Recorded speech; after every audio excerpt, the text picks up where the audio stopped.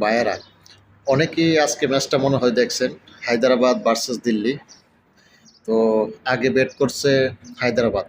হায়দ্রাবাদ 5 ওভারে 100 রান করছে, যা আমার আইপিএল ইতিহাসের প্রথম।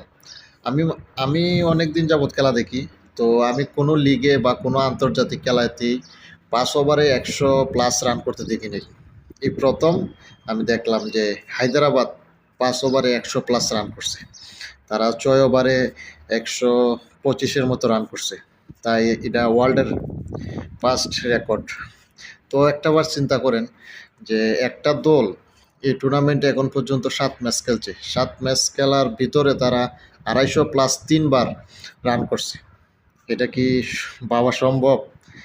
সেটাই অসম্ভবকে সম্ভব করে দেখাইছে হায়দ্রাবাদ।